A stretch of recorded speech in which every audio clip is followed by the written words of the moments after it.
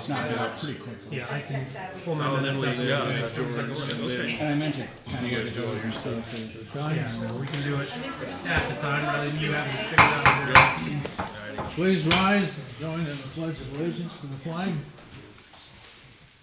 I pledge allegiance to the flag of the United States of America and to the republic for which it stands, one nation, under God, indivisible, with liberty and justice for all. Meeting of the Wahoo City Council, Tuesday, December 13th, 2022, 7 o'clock p.m. Announcement of the Open Meetings Act posted on the wall. There's more information up at City Hall if anyone is interested. Call the meeting to order and roll call. Stuart Creechy. Here. Carl Warford. Here. Ryan Ideas. Here. Chris Raffle. Here. Patrick Nagel. Here. Karen Hu. Okay. Completion of old business, we have two items. Approval of the minutes of the last two meetings. Motion to approve. Second. Warford. Yeah, got it. Roll call. Warford. Yes. Nagel. Yes. Raffle. Yes. Ideas. Yes. Creechy. Yes.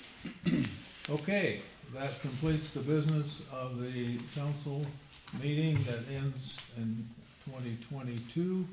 And we will now reconvene with the reorganization of the council. Oh, we got to adjourn, sine die. We have to vote on that probably. Yeah, I have a motion, yeah. Motion to, Motion to adjourn. I'll second that. okay. Roll call. Creechy. Yes. Raffle. Yep. Nagel. Yes. Warford. Yes. Ideas. Yes. Okay, reorganization of the council. Before I do that, I would ask Shane Sweet to come forward. He will be sworn in shortly.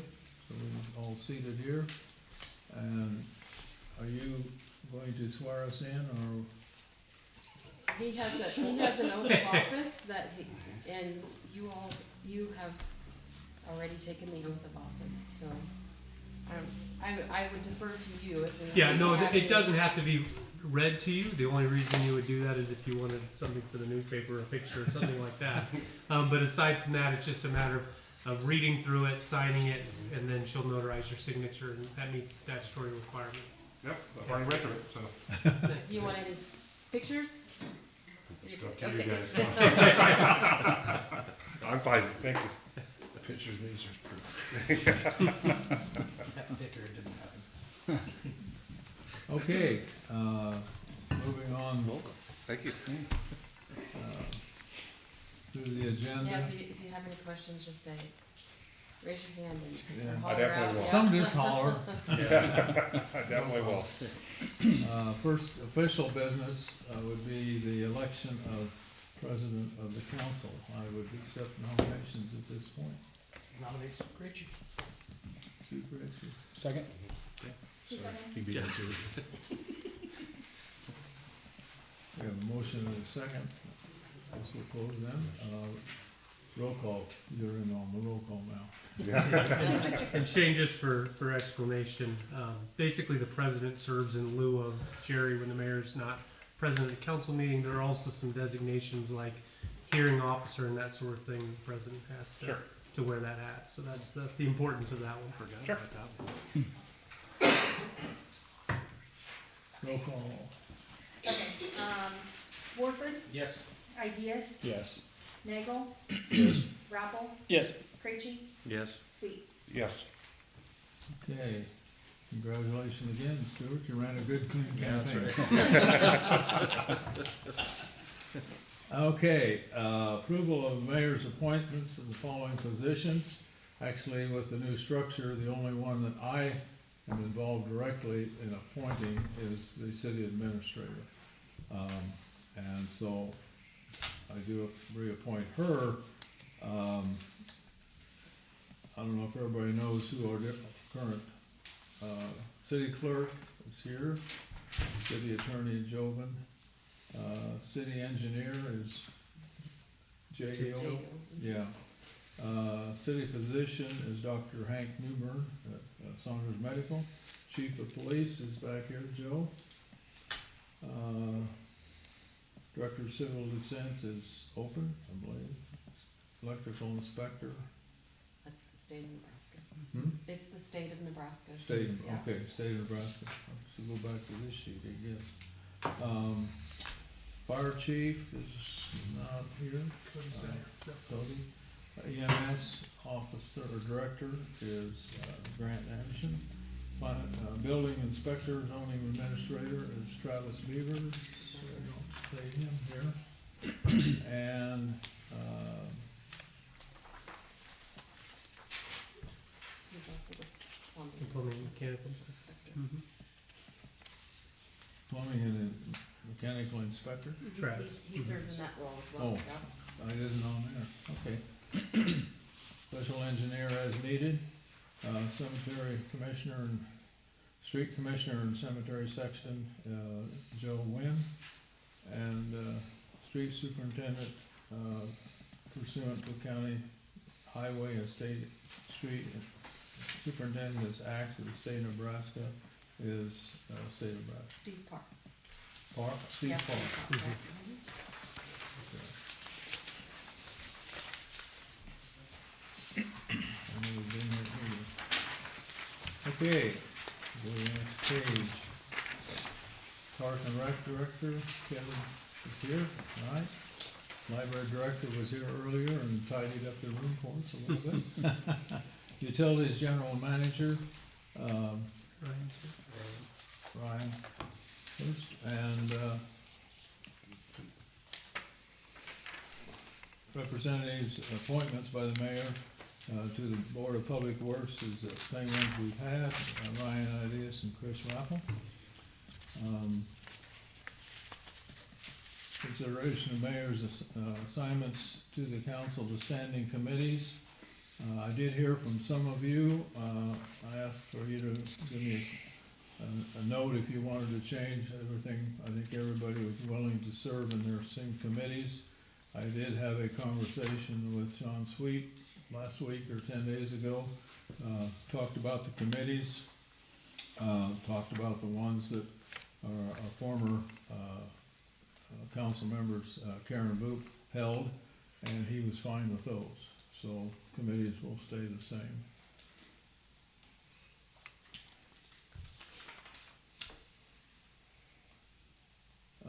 Appointment of the Board of Health, I know that's the, you and I, and the physician and EMS, Chief of Police. chief of police, okay.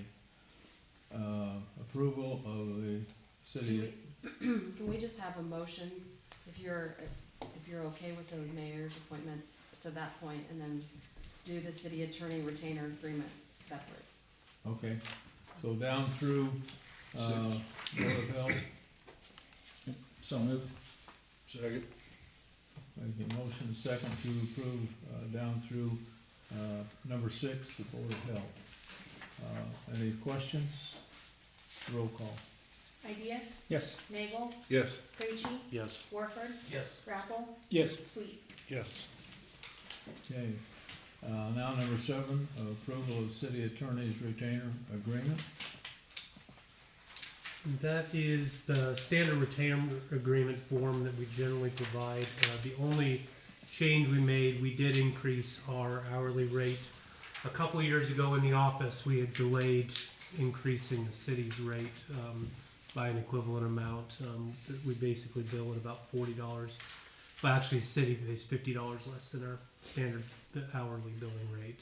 So we basically just upped it to $50 less than our current rate. Okay, So your current rate, so the city is charged how much an hour then? 185 an hour Okay. currently. I And we think pay, we pay $850 per month as a retainer. Okay. That's split between the city, Board of Public Works, and the Airport Authority. And that's the new current rate? That's what it has it had been. We didn't change the Yeah. retainer. Yeah. Okay, so it didn't. We didn't change the retainer. We just Okay. changed the if The there's hour. extra work, extra it would be paperwork type billed at that. Because I think we had made a small change to the retainer amount either last year or the year before And we didn't wanna do it all in one year, so we changed that first and then now changed this one this year. So that everybody's on the same page, I know I can call in and ask questions and it's part of the retainer. How far out do we go before it's a billable or authorized? Yeah, so generally the way our retainer agreement reads is that Melissa and you and the department heads can authorize additional work, basically. So if Ryan calls me or Travis calls me, generally we do that.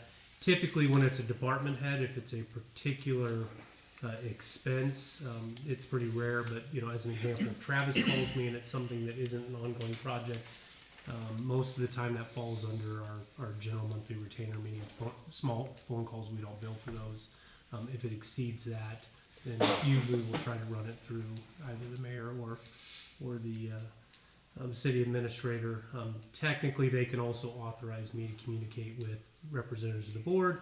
I will take phone calls from council members to the extent you have a quick question or something like that, because those kind of quick questions fall under a retainer agreement as non-billed anyways. I would say we're treated very, very favorably. We've worked with that law firm for a long time, starting with Lauren Lindahl.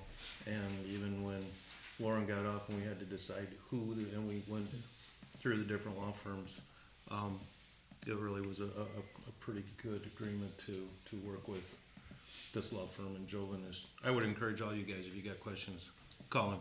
He's always got an answer. I know at meetings, Maureen has been the backup if you're not able to attend. She has. That may change a little bit. Maureen, the city council always falls on a couple meetings that Maureen is actually going to other communities on those nights, so sometimes it gets a little bit difficult. We are bringing in an attorney, Joanna Uden is her name. She used to work at Jim Egger's office in David City and was the David City attorney for a few years. And so we are bringing her into the office. I do expect that, nothing else, to sit in on a meeting, that she may be involved in the next year or so in listening a little bit and be my additional backup and somebody, if I'm not around, that you guys can call and talk to, because she does have direct experience representing cities. I've worked with a lot of law firms and I rarely hear the word unbillable hours. You just said that, so.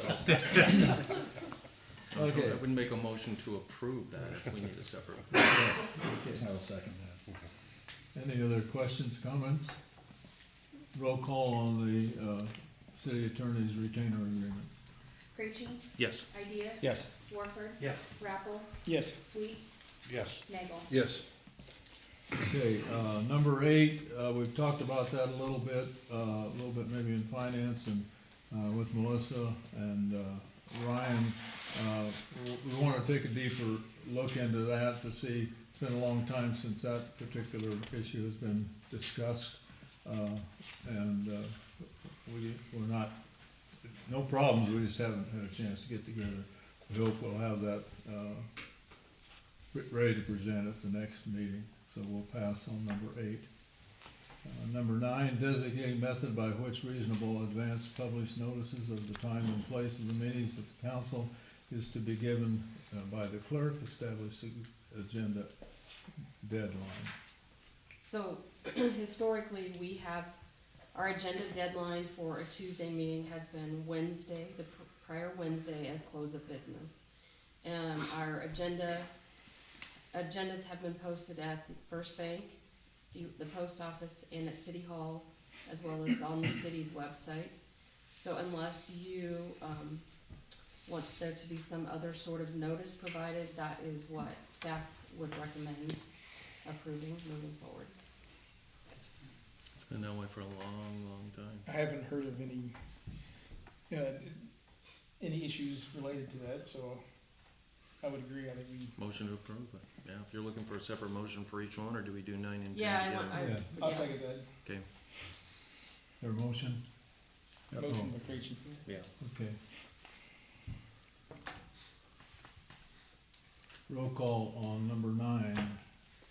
Krejci, Yes. Rappel, Yes. Nagel, Yes. Sweet, Yes. Ideas. Yes. Warford. Yes.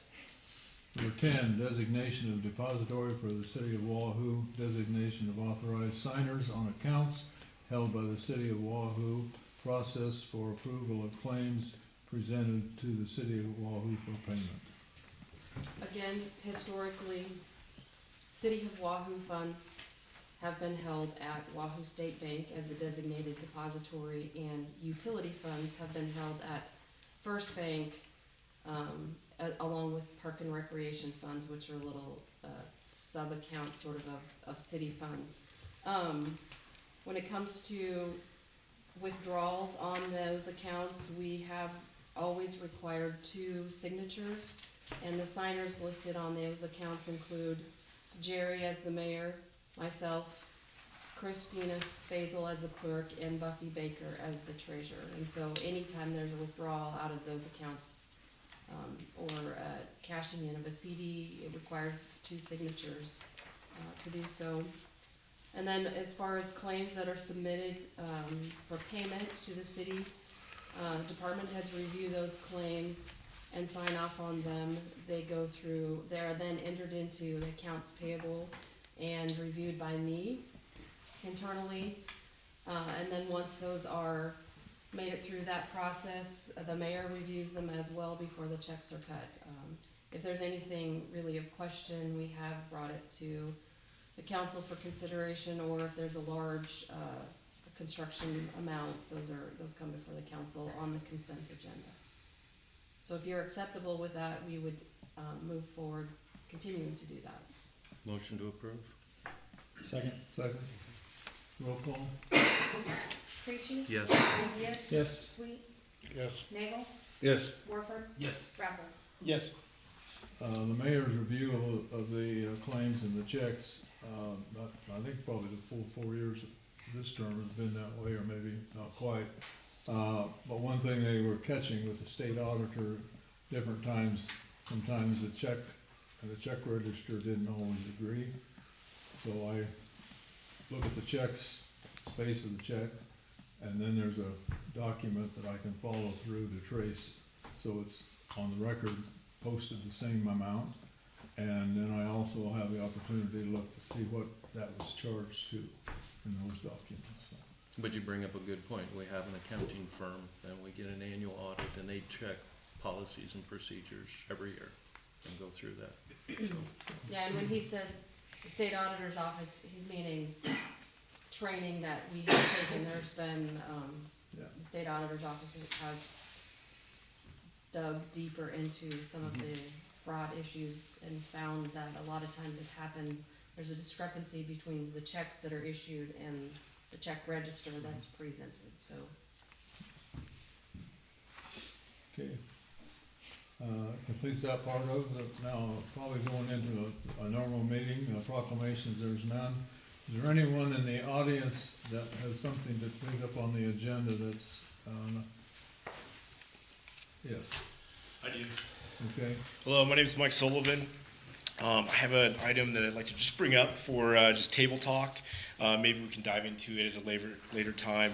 But it has been talked about before, are the potential parking solutions that the downtown has been working on in the past.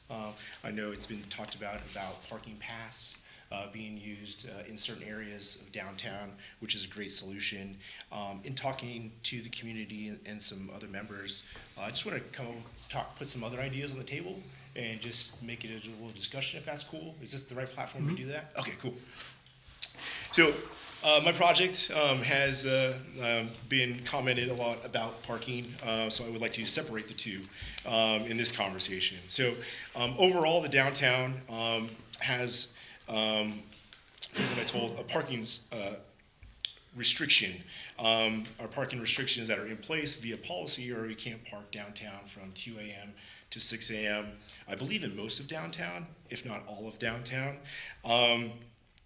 And I think there are certain areas of downtown that are streets that are not fully developed that would, in the future, maybe allow parking that are not there yet. So those two things are bottlenecks, in my opinion, that lead to this parking restrictions and lack of parking downtown. I would just like to ask to be thought of if we can talk about potentially eliminating the overnight parking policy that's downtown. Maybe not for all of downtown, but maybe of certain areas of the downtown area. Keep the overnight parking limitation to the main streets, maybe Linden, maybe 5th Street, etc. But maybe allow it in some areas of the downtown. Also, it was talked about that, maybe certain sides of the street, we could allow parking on the east side of the street overnight only, but restricted on the west side of the street. Same can be said for the north and south side of the street as well, for those streets that run east and west, north and south. And then also, maybe there's a restriction, they do this in Denver, where they have like street sweeping at nights. So certain times of the month, you cannot park on this side of the street due to street sweeping or maintenance. Maybe that's something that we can, that Wahoo can look into potentially implying here, where again, you park on a certain side of the street, certain area, or due to hazardous weather, no one can park on the street because there's street plowing that needs to take place in an easy and convenient way. So just kind of wanted to bring up those comments that in talking to people, it was nice to listen to these comments. I've heard these comments again before that have been brought up in target to my project that I'm trying to get through, but in separation, I'd just like to bring those to the table to see if there's some sort of push and pull that, if we loosened up, overnight parking in areas or did it on one side of the street or not, that that might help ease some of the parking restraints that are in Wahoo. So just want to put that on the table. So Thank you. and maybe we'll discuss it Being later. on the So. agenda, are we allowed to discuss it? Is that something we need to say for? You're another not allowed time? to take action. Whether you discuss it is always a little bit of a gray mark. You don't want to develop the conversation too much, because the whole idea of the Open Meetings Act is when it's actually listed on an agenda, the public's supposed to hear that discussion there, right? So I don't mind small little comments here and there. I wouldn't spend a lot of time on it, because again, it should be when it's actually on the agenda that you spend a substantive amount of time. But it's a good thing, I think, for you guys to be thinking about, potentially for Joe and city staff to be thinking about in terms of from a street supervision standpoint, maintenance, all that sort of thing, what that might look like. Now, part of that, would that fit into older tabled business as we look at that ordinance? Yeah, certainly, as I understand, there's maybe part of that, this conversation could take place for that. That would be exclusive to that particular And project in that project, area, yeah. rather than the entire than- downtown area. Yeah, But yeah, you can certainly get into into to the the weeds project on part of that. it, yeah. yeah. I just wanted to bring it up as a general thing, Yeah. moving into next year, new budget, new kind of elements going on. Yeah. So just want to bring it up. So thank you. Thank you. Anybody else in the audience on items not on the agenda? Okay, seeing none, Park and Rec Director report. Good evening, everyone. I'll be fairly brief with my comments. Our monthly report is in your packet. If you have any questions, just a few highlights. This time of the year, obviously outdoor activities dwindle a little bit, but certainly indoor activities ramp up, and we're seeing that at the Civic Center as well as the Senior Center.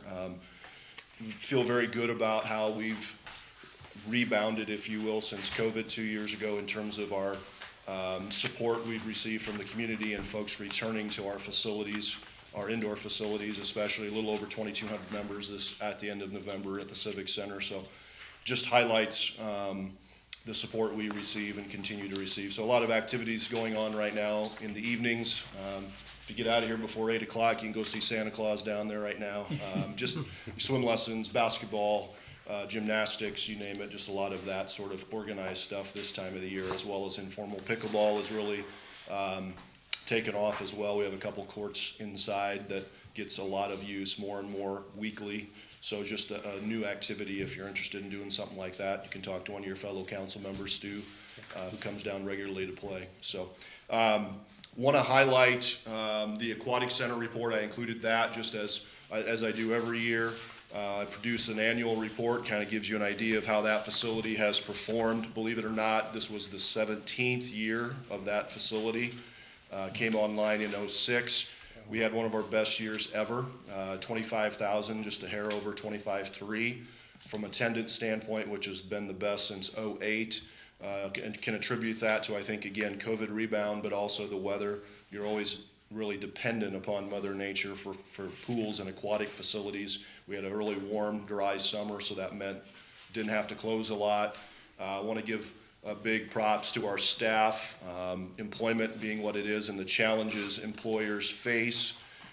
We positioned ourselves with some wage increases with our seasonal lifeguarding and managerial staff that will helped us this year also down the road, we feel, in terms of attracting and retaining lifeguards. Where a lot of communities, we were very fortunate, we had a full, complete summer.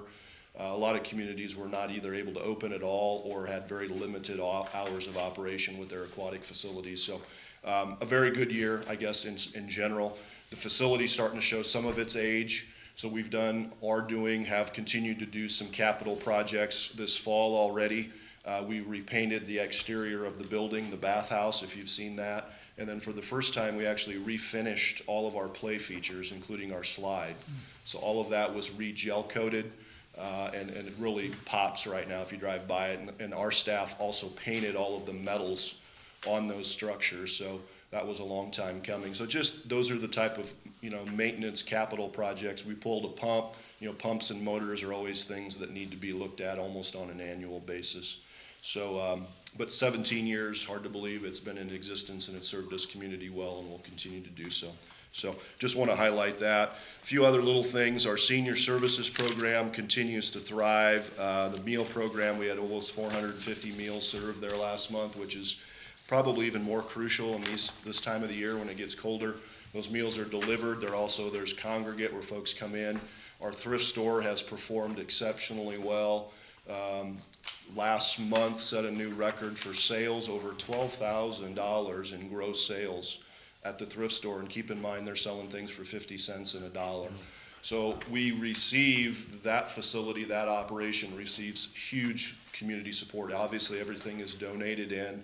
We have one paid manager. Everybody else that works in that operation is all volunteers.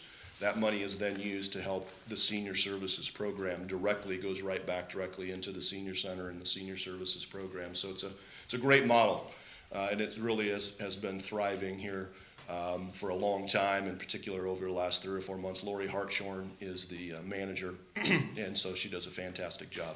So just want to highlight that. And then I'll finish with just a quick note about this winter. You probably noticed, Melissa's hit upon it at previous meetings, the former street department building has been rejuvenized, if you will, rejuvenated, that area. And so our staff, the Parks Department staff, has relocated to that facility.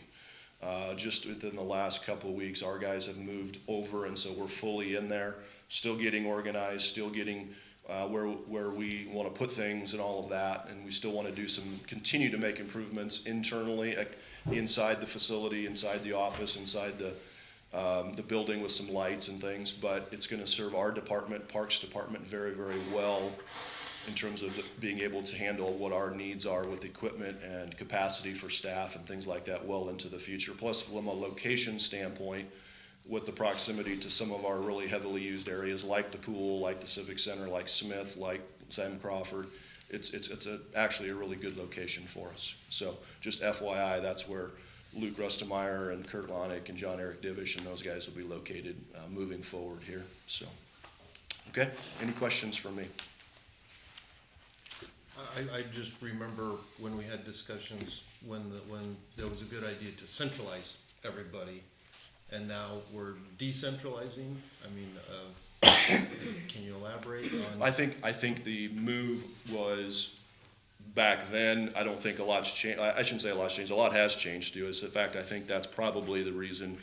Biggest thing is just the growth of the community and what we've experienced in our street department on the West Service Center side with Joe's department in terms of staff and equipment, and his needs to have a lot of that or more of that inside, like this time of the year, especially with plows and things like that, as well as our department and the continued growth there with additional pieces of equipment. So, and that building in and of itself, I think in terms of discussions internally with Joe and other, with Melissa, that building is still a very, very good building and structure. And I think it still is something the city is, it's important for the city to have that and to hold on to it and continue to have that as part of its property. And so, and looking and talking with Joe and Melissa over the last couple months, kind of made a lot of sense to separate, if you will, but yet, you know, there's still gonna be a ton of collaboration, right? Because we still have all of the public properties that the utility department, we have that employee that still operates out of our department, and so there's that level of collaboration with maintenance of Ryan's areas, and even the street department equipment, there's some things they have that we'll still be using. So I just think the growth has precipitated this to some extent, and the need to prolong the life of equipment is the biggest factor in that. So, and I think that building, like I said, really the key for me is it's just too valuable for the city potentially to give up or to liquidate or anything like that. I don't think you could build a building right now, you know, for what we have for, you know, something less than $500,000. And I just, you know, that was kind of part of a lot of the discussion. So, am I summarizing that? Yeah, no, we did have quite a few internal conversations about, you know, understanding that comment of we want to centralize, right, and bring Right. everyone together at the time that we purchased those two structures. But I think Kevin hits on a point that we have grown actually quite a bit since then, especially in the parks responsibility. I mean, the streets have grown as well, but I think the silos have come down probably more than anything because of the staff changes. And I think there is a lot of collaboration that goes on and a lot of joint problem solving that happens. And I know, and Ryan could speak to this too, that Yeah, the issues we had 7 or 8 years ago have, it's a different time. it's a different time. Yeah. yes. But I've driven by that old blue building so many times going, we gotta either use it or get rid of it, and my first choice was to get rid of it, and if we've got a use for it, Yeah. I think the other Great. thing to keep in mind too is that our gas pumps are located in that location, and so to turn that area over to private ownership would have created some issues in terms of just how we handle all of that as well. Yeah, so I think to your point, that building was gonna get used. Joe had thrown around some different ideas, so whether it was us there or the street department overflowing into there, it kind of made more sense for us to jump in there and have his groups, you know, his group exclusively in that location too, so. So far, so good, and I think our guys are excited about having that space, and again, the proximity is ideal for us, so. Have you driven past it? not lately, I'll Boy. have to You- now. you- Yeah. you It should. was it was on the nuisance list for a while, in my mind, if we didn't do something. And a lot cleaned up north of there, and, Yep. yeah, it's an asset now. Yeah, that's great. Definitely does. Another thing that, our street director isn't here, but, commissioner, but, he's done a lot more work in that building, repairing and being ready, probably needing some more space to do some of our own maintenance work and, instead of waiting for something to get broke down. So, I think it's been a good fit. Yeah, I think moving forward, it'll serve the city very, very well, at least our needs for the 5 to 10 years minimum. I can see that easily fitting for what we have right now, for our responsibilities, so. Thank you. Thank you. Thanks, Kevin. Okay, consent agenda, only one item on there, There's no one absent, so we can pass it up. pass it on. Discussion items not requiring action, public hearing and associated action items. Hearing on the 2023 budget for the Board of Public Works, adoption of the 2023 budget as recommended by the Board of Public Works. Ryan, I'll give you the opportunity first, and then I'll open up the public hearing, so he might answer some questions that anybody might have. Yeah, thank you, Mr. Mayor, and thank you, City Council. In your guys' packets, you'll see our full budget, but I'll point you towards one that is the 2023 budget report that I put together for our Board of Public Works. The Board of Public Works approved the budget as was provided to them. I'll hit on some highlights. Obviously, I won't go into a lot of detail of the capital budgets and the operations budgets unless you have questions. We did go extensively through this budget with the Board of Public Works. If you look at our different parts of our departments, I'll hit on a little bit on the rates increases we're requesting on the water. I'll go into more detail as we get to that portion of the agenda tonight. But the main driver of what you're going to see is the need for capital improvement and capital projects. A whole lot of projects on the electric department that we're preparing for. So we're finishing up some of these projects like service center improvements that you can see as you go south on Chestnut Street and see our East Service Center. We're making those improvements. We really view, the Board of Public Works looks at the perspective that that building is on the doorstep to our community as people come into our community from First Street. So we want to make sure that we are representing Wahoo and we're having a very nice, professional, and appealing and aesthetically appealing building that greets them. And so some of those improvements are already happening. You've seen, some, but there's a lot that will get done in the spring now that the weather's turned south. Some fresh coat of paint, some stonework on the front. You see the pavement that was poured for our employees. And then they'll finish up the landscaping and those sorts of things. So wonderful project that the gas and electric department are paying for.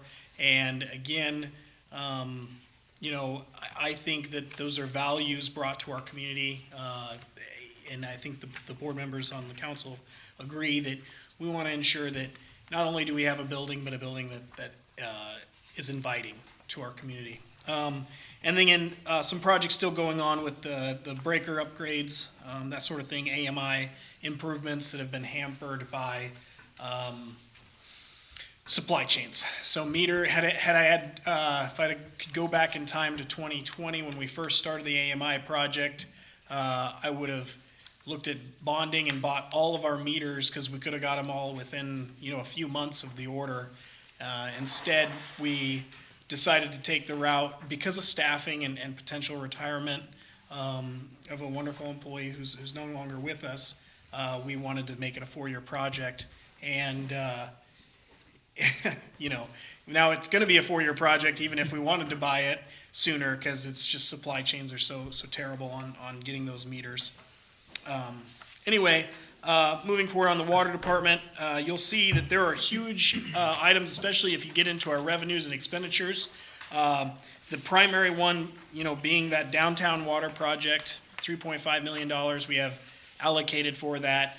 Important thing to keep in mind that we're waiting on funding from the state of Nebraska SRF program. We have an offer. We have been told we can fund this project with 35% loan forgiveness at somewhere around 2% rate. So we got to wait for that funding because we're not going to get better funding anywhere else. So we want to be patient, but we're being told because of the cost overruns of projects awarded ahead of us, we probably won't have that funding till October of 2023. So as a reminder, the Utilities Department, the Board of Public Works operates under a calendar year, budget year. And so we'll most likely be in the fourth quarter of 2023 if we begin that project. The design is complete. We're waiting to let out for bids just because we wanted to see where we're at for funding. Again, wastewater department projects, large one, the Sand Creek Sewer Project. You'll see on there. Again, this is a project that we will be pursuing bonding financing. Melissa's been helping gear us with D.A. Davidson on getting those financing options on that project. That is a project that's going to serve everything east of Chestnut to the Sand Creek, so any future development all the way up to the northeast corner of Highway 77 and Chestnut, or the NRD property right there, and it could expand further north. So we're going to be crossing the dam, and this will allow for future development, kind of a chicken and egg situation. what comes first, right? The developments, but we do have development occurring with the Wilma Ridge development that this sewer will serve. There will be costs of that recovered through development fees that, according to the Board of Public Works policy they've established, and any future developments will also pay a percentage of this project, so our ratepayers aren't footing the entire bill.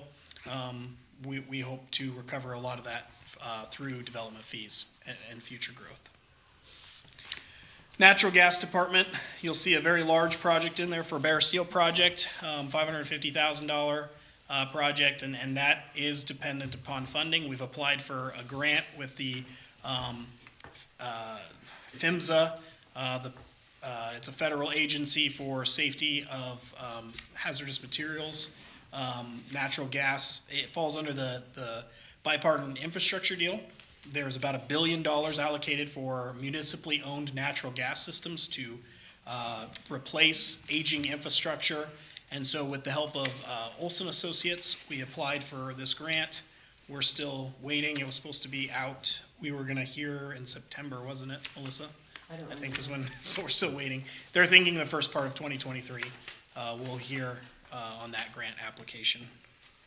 If the funds don't show up, neither will the project. So we'll reapply for that project, but we have to demonstrate that as an expense and a revenue in our budget. So a lot of wonderful things. Another big part of our projects that we're looking at is spending quite a bit of money on land acquisition and design work for what we're calling the West Loop utility. We're doing along from County Road J all the way south along Highway 77 to a portion of it will stop at 15th Street and the remainder will come all the way up to Hackberry Street.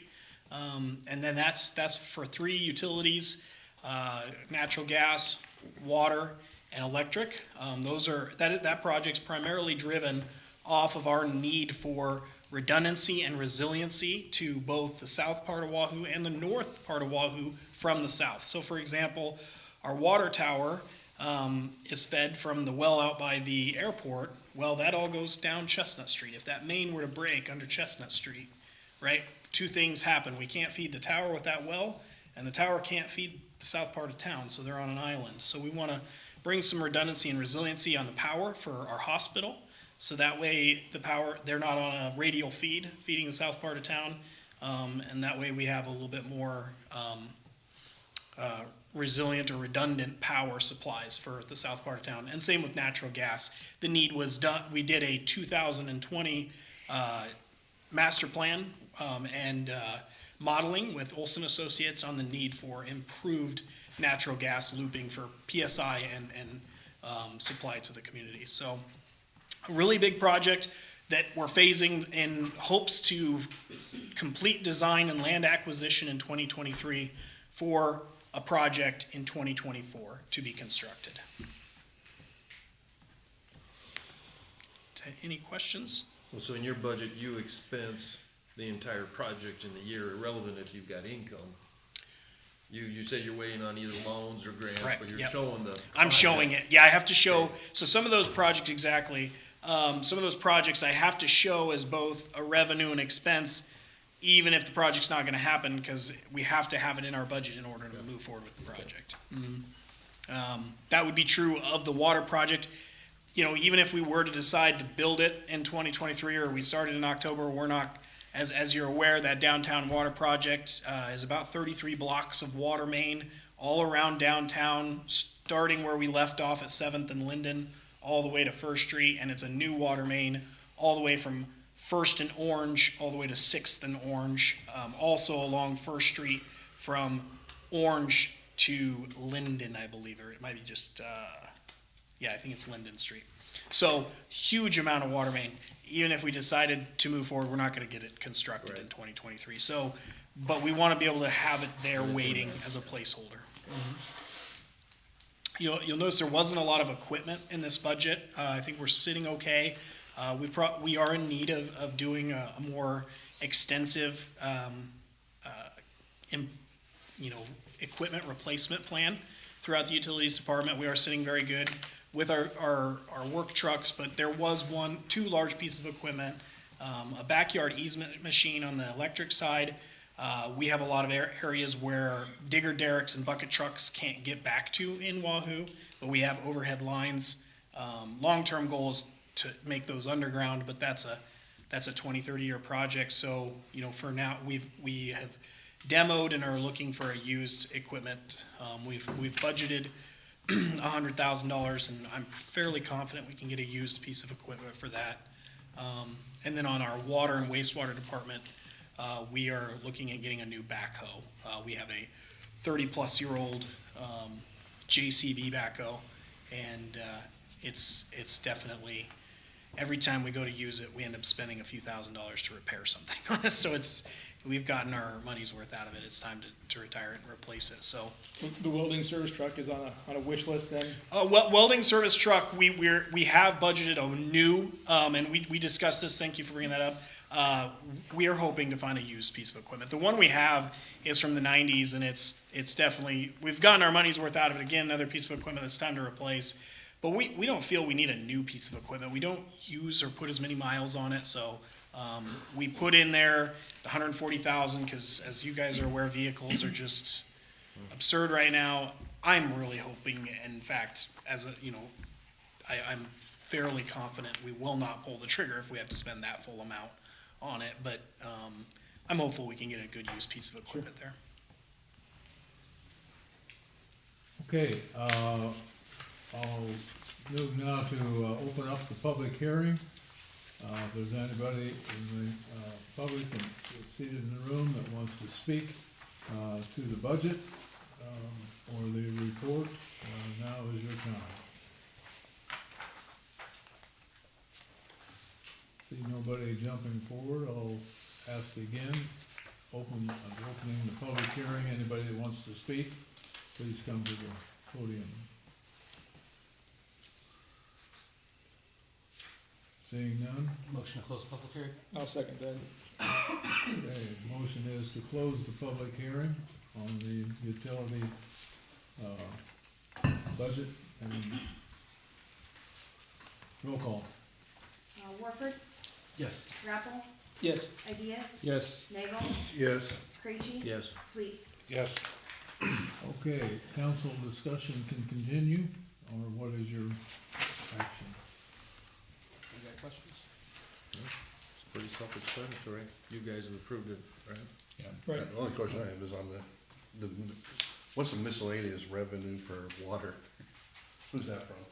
Miscellaneous revenues It's like the miscellaneous other makes up 83% of your revenue? that would be from our The bond, the for the bond, bond, the okay. loan, the SRF loan, or That's why I was like, that's and kind the of a big grant. jump, So like, there where's was that a money little come from? discussion between Carrie and I how we should demonstrate the income, because there's a percentage of it that would be loan forgiven. So I did take about 35% and put it in grants received, and then the remaining 65% loan received. Yeah, and that's one thing that's a little frustrating about this year's budget when you're looking at borrowing or grants, these huge amounts of money. It kind of throws off our revenues to look kind of odd. Yeah, it So, just yes, makes it thank look like, you. wow, we get money from somewhere else that we don't even know where it comes from. From other, water. It's a good deal to have. give me some of that other. That's the trick. Good question. Ashland wants to pay us for water, I guess. I'd make a motion to approve the budget. Second. Second, any other questions? Okay, roll call on approving the budget. Warford, Yes. Creachy, Yes. Sweet, Yes. Nagel, Yes. Rappel, Yes. Ideas. Yes. Okay, thank you, Ryan, and your committee. Second item is old and tabled business.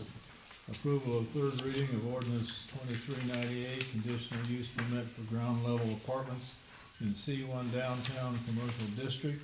I know we have some information presented, I think, to each of you, so I would entertain a motion to take this off the table. So moved. Second. It does not have to go. Okay, I saw the motion. Warford, okay. Okay, roll call. Creachy, Yes. Warford, Yes. Ideas, Yes. Sweet, Yes. Rappel, Yes. Nagel. Yes. Okay, Mr. Sullivan, you have some information to present. Yes. Sorry, I'm having some technical difficulties, so bear with me. Is it gonna get up here? It is No. not. So, Okay. the majority, the nuts and bolts have been emailed to everyone, the new updated site plan. For Shane, I wanted to give him the new. He did get it as well. Oh, fantastic. I also wanted to share the presentation that I gave, so. Follow along here, so. Council has seen this, but. Okay. So, I wanted to reintroduce the project, just a little bit of start to finish. But again, thank you for your time and consideration of this project of the Wahoo grocery store that we recently purchased. My intent of this grocery store is to improve the downtown fabric of Wahoo on this corner, and hopefully it will bleed into the rest of downtown and promote growth, sustainability, and help the need of the housing shortage that we have, both for ownership and for rent. This project will aim to connect a lot of the downtown corridor, even though it is kind of on the eastern end of the downtown. I believe this project will do a great job of connecting the downtown park, the pool, the recreation to the east, with the commercial and retail that is in the central and western part of downtown. I really do think this project will help revitalize this blighted and underutilized corner of 5th Street and Beach. This grocery store has been vacant for 4 years, and it continues to deteriorate over time. I think the influx of this project would really help the character of the downtown, just to kind of build some more resilience and attract more businesses to the downtown area, as well as bringing more residents to the downtown area to use the businesses, banks, retail, salons, etc. The purpose of this project was based on some reading that I did. JEO sent out a study, 2017, it's a little dated, but it goes through a couple of key points I'd like to address. The shortage of housing. To have a sustainable housing supply, you need about 10% vacancy. Wahoo has a vacancy of about 0 in regards to rental units. I understand that Wahoo is growing on single family, which is great, though I do believe from the readings of the study that there is a higher need for more single family units in the Wahoo area. From my understanding of the survey or the study, that Wahoo could benefit from another 175 rental units in the area of Wahoo, not just downtown, but the area of Wahoo. The last time Wahoo has built rental units was in 2017, and I believe it was a duplex or a fourplex. As Omaha and Lincoln continue to grow and the areas continue to improve their interstates and highways, I really see Wahoo as catapulting really fast forward, especially with the highway growth, into becoming a larger municipality. And we hope to be a part of that growth. So now to kind of pivot to the updated version of this project. Again, I appreciate everyone's comments. I have been listening and working through diligently on how to best improve this design, while also coming up with solutions to improve the entire city block, which this takes up about 80% of. So my presentation of this project goes back to 5 commercial bays on 5th Street facing north. These commercial bays are now varying in sizes that I think will help be more attractive to different business types.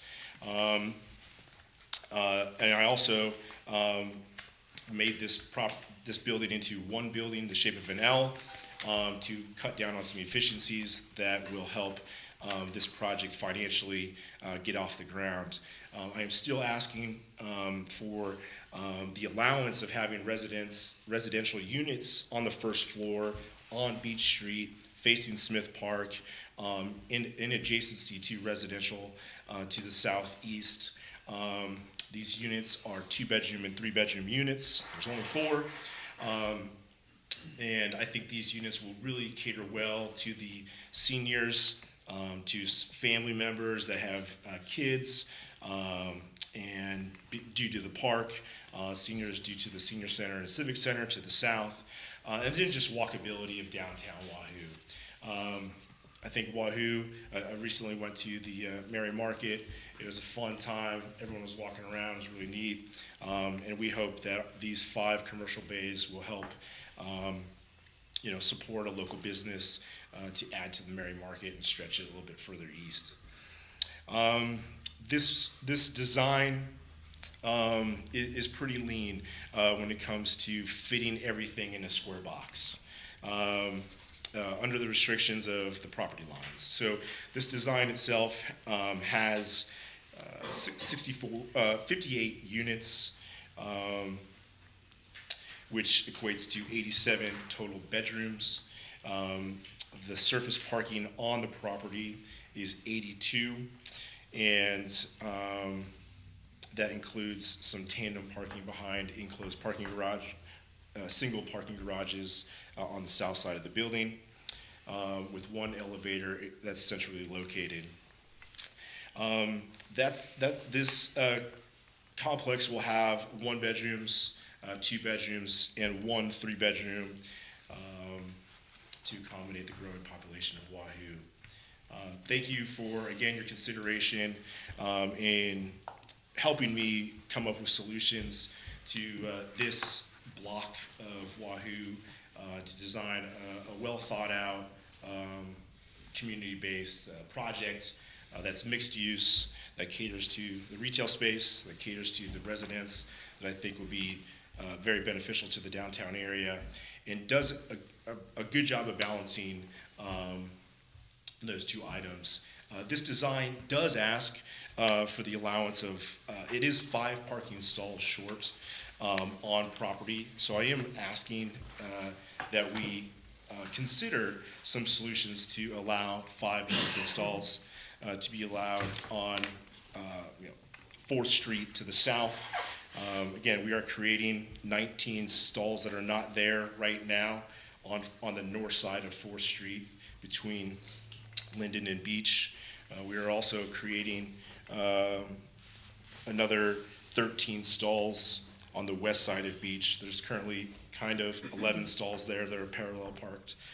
So we'd be creating 24.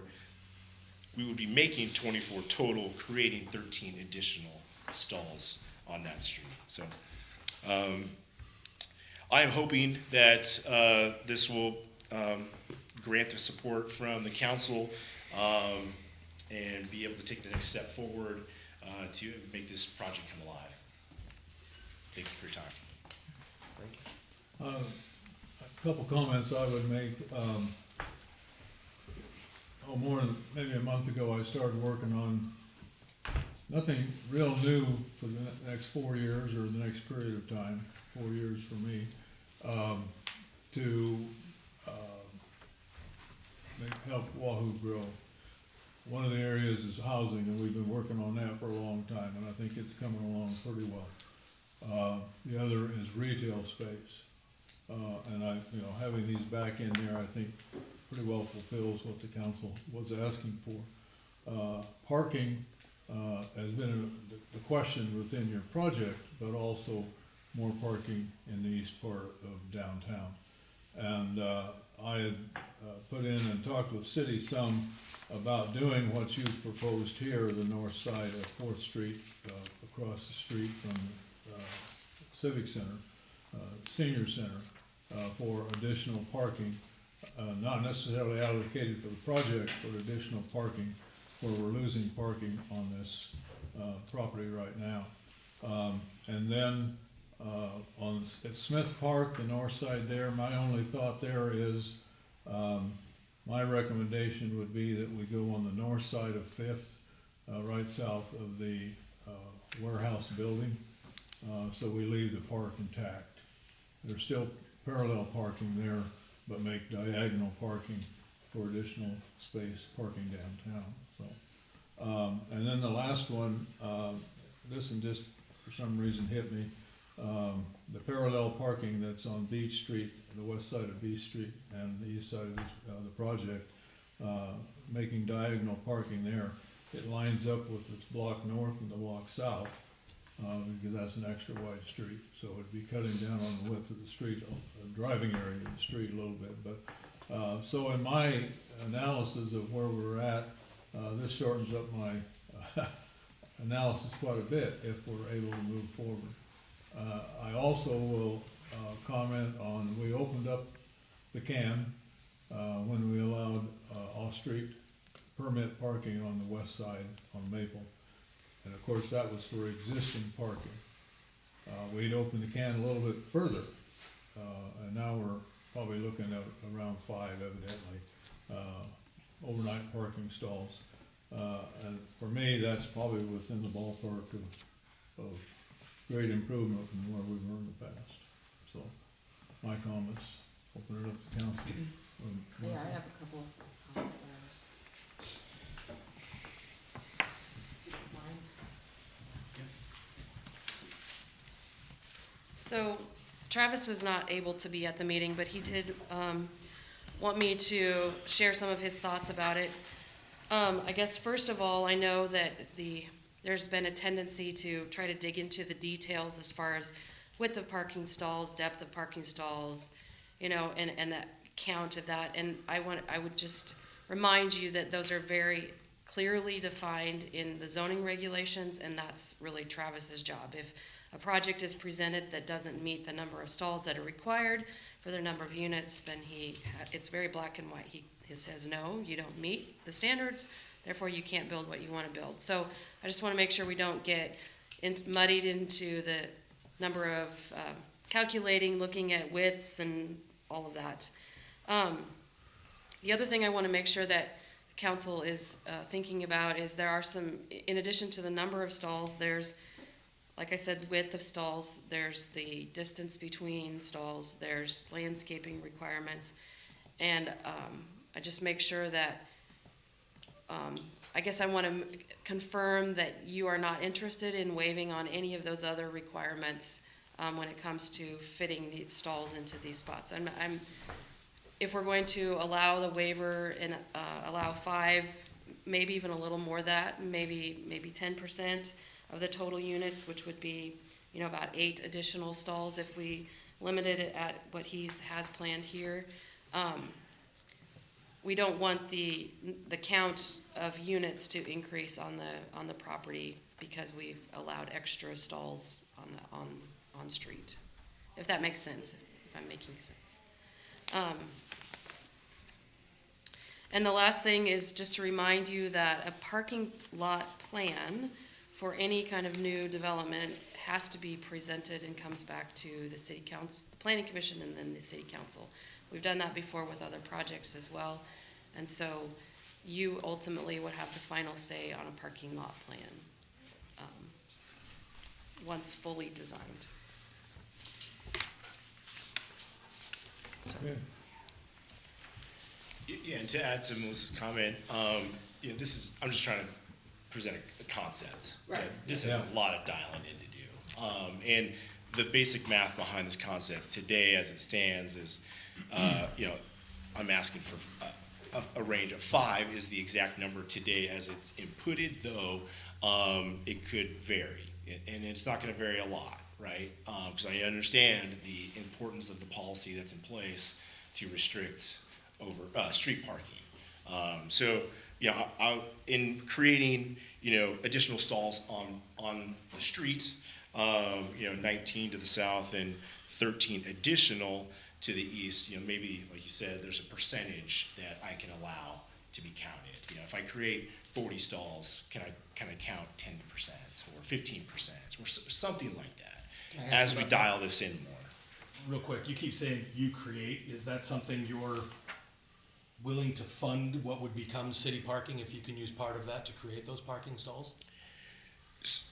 So You say you create, so I'm just curious, are you creating them, or are you just telling us this is a place we can put them? So I mean, this is the understanding that I have is if I do a development on this lot, I'm responsible for the perimeter of the lot. And if I do create this plan, I can apply for TIF funding to supply these parking stalls that are funded by the developer with the intent of it being used for public use. Okay.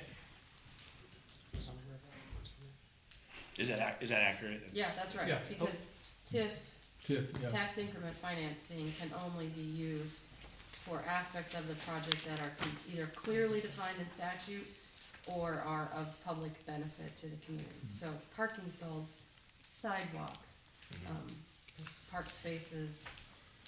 And to be clear, yeah, the outside of scope of this project, into Smith Park are my suggestions of what I would do. I mean, I'm not gonna build Yeah, no, those. I just meant around the, Yeah, absolutely. mainly the two streets there is what I was Beach and thinking. Yeah, absolutely. But I mean, it becomes a time, if this project is feasible and allowed, like, it becomes a time where, we're talking to Ryan about utility. All right, like, we're doing utility improvements on this property. Does it make sense to do any utility improvement in that street that it touches? So the answer would probably be yes, but, so. So then, my next question that I keep hanging up on is, you mentioned from Travis, he was asking about, what all the other, I'm assuming I'm gonna use the word design standards to go along with the development. And let's say if this wasn't a, conditional use that we're talking about for these ground floor apartments, and those were gonna be commercial bays, what standards still apply with an apartment complex that's all just upstairs? Do they still have the same standards? Yes. Or because it's C1 doesn't have No. those types of, I mean, they have different standards, they have them still, they're just different. And so what we're now asking for is the same standards as if this was an apartment complex being built 8 blocks away in a residential area. We're talking about this is still a C1 standards that they're following. So if I remember correctly, you have already approved the ordinance authorizing. That we're allowed to To do do- the conditional use. We're allowed to Correct. do this, but we But we haven't. haven't passed the conditional use in this case yet, they're agreeing for that, that's what we're at with it. No, the width of stalls, the number of handicap stalls, the bicycle stalls, the landscaping, those would all be the same whether it was an apartment complex downtown or out on the expressway. Those would all be the same. Does that answer your Yep, question? yep, Okay. yep. And then some aspects of the building design will have to meet the downtown C1 Well, I design was thinking- standards, like You brought up green space and stuff like that, I guess I don't know what the standards the are for facade. green space and We'll C1. have to match some certain. But I'm assuming it's not the It's- same as it would be in, Right, there are some, multifamily unit standards that, as you get adjacent to, industrial and such, that would come into play, but. One thing potentially to Melissa's earlier point and Travis's concern, I think that may make sense is, when you're issuing this permit, you can stipulate or provide conditions to it, right? And in my mind, since this building proposal will ultimately have to come in front of you for a parking plan, what potentially one of the conditions you could list on the conditional use permit is that the permit is subject to the council also not just approving the parking plan, but the overall building project, right? So that instead of just Travis looking at the building set, you would look at the building set and the parking plan. Because I think what presumably the concern is that you don't wanna open-ended just approve a conditional use permit, and then the conditional use permit would apply to any projects that would abut that street. You're doing it specific to this project, right? And certainly, Mike, it's unfair to ask him to develop this plan to finality today, right? 'Cause Right. he wants to know if he can do it before he starts investing in investigating it. And so I think that makes sense to me to add that as one of the conditions so that that ultimately when you're saying, yes, you can have first floor residences, it's for this project, whatever it ends up being, that you're okay with. Knowing that it will still be coming back through for a parking. Yeah, it would have had to come And- back to you anyway, right, so it's right. not like it's an extra step. Sure. Yeah, I guess my comment is, and I appreciate Mike working with us, but the project has been brought down a little bit in size. And, you know, literally, we started the meeting with needing 5 stalls in the right of way, and in a matter of literally 60 seconds, we went from 5 stalls to maybe 8 stalls, maybe 10% to maybe 15% of the project. That's a concern. You know, So- if it's 5 stalls, I'll listen to it. If it's going to have a project creep on us and grow, I'm not interested. So, you know, if we're trying to pick boundaries, then let's pick them. You know, and live with them. As Travis and I were talking through his request for 5 stalls, we had a lot of conversation about ADA stalls. And so when you have 2 ADA stalls and you have the loading zone that is in between, which they can only share a loading zone, that essentially takes up 3, sometimes 4 parking stalls. So when you think about the use of this facility, residential, overnight, right? Maybe there's a way that we can benefit as a community by having ADA stalls on the street as well, with being adjacent to the senior center. And that's kind of how we started having that conversation about, well, do we want the 5 to be 4 regular stalls and 1 ADA, or could it be 2 ADA and 4 regular stalls? Because the most efficient use of space for the ADA stalls, as far as he's concerned, would be to have 2 of them together, so there's 1 loading zone in between, right? So, he didn't ask for more than 5. Travis and I were the one that were talking about that. If we capped it at 10%, but basically laid out that he's presented this as 87 total beds, which maybe cap it at 8 then, saying 10% is 8 parking 10% stalls, of and his that's, units, right. not the But previous, but. Travis we were just talking about the ADA side of it, and that kind of eats up space, and so if there's a way that we could benefit from that as well as a city, adjacent to the senior center, that might be. What's a thought? Yeah. Maybe a win-win. Maybe it's 2 and 4, 2 ADA and 4 regular stalls, and that's the limit. It's I quite understand what possible. you're saying about putting a cap in it. To Because me, I know it he's comes doing out the the design. wash, but yeah, if it's 5 and then, you know, it becomes out 6, I don't know that I'm broke hard about it, but like you Right. said, as soon as it becomes 12 to 15, well, That's that- beyond our scope. that's Well, what we're talking about, right? I think there was a lot of heartburn when it was 28 out of 32, Right, you know, right. to start with. Yeah. Right. And so I think Mike's done a good job of, you know, listening Right. and trying to massage to, Yeah. you know, also be a developer that's for profit, but yet also listen to concerns and needs, and this is sure getting very, you know, a lot closer to where Now, it makes more sense to me. when we were talking about the conditional use permit prior, that was ultimately voted down for parking, where does that leave us now with this topic? Yeah, procedurally, in my mind, this has to come back to the council one more time. Because you can't approve a conditional use permit that is tied to a waiver that you've already denied. You have to put that waiver back on the agenda next council meeting and address both issues at the same time. And so that's why in my mind, listening to Stu's comments and some of your guys' comments is what you would potentially look at the next council meeting are what are the conditions, like tying the building plan of set approval to this conditional use permit, that you would attribute to that approval. And then with any waiver, you're going to have to grant a specific number. You're gonna have to grant a no more than 8 or something like that, right? And so that will have to be addressed specifically within that motion. It can't be just an open-ended, we're gonna let you use the street parking and count it towards your project. There has to be a number tied to it. And presumably, you're going to want to at least increase it by 1 because there's always some margin of error, right? And so if we thought it was 5, common sense would dictate you need to put it at 6. If you think it might be 6 or 7, common sense would say you need to consider 7 or 8, right? Would another hard number be a percentage? Yes, you certainly could do that. There just has to be something tied to that waiver. Yeah. A number or a formula to determine the number. And because this is a conditional use, it's gonna keep coming up every other year and have to be reapproved, so I guess I want it to be something fairly sound. Yeah, this conditional use permit, my presumption is We don't given have to the send nature of that, you wouldn't have a renewal.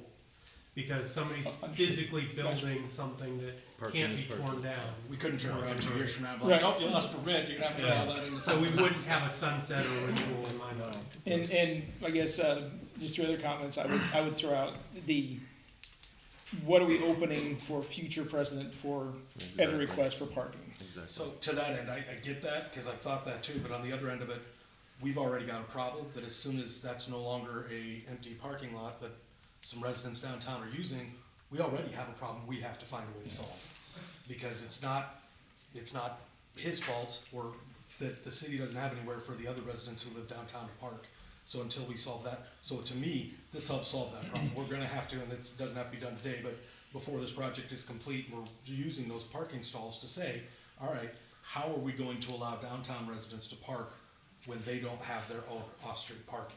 Are we going to we've already got a permit system set up in one way, shape, or form, so we take those 2 streets and allow permitting there? At which point, we can start getting that going as soon as possible, so that the people who can't park here anymore because he's under development, it's now an apartment complex, and they don't live there, they don't get to use that lot.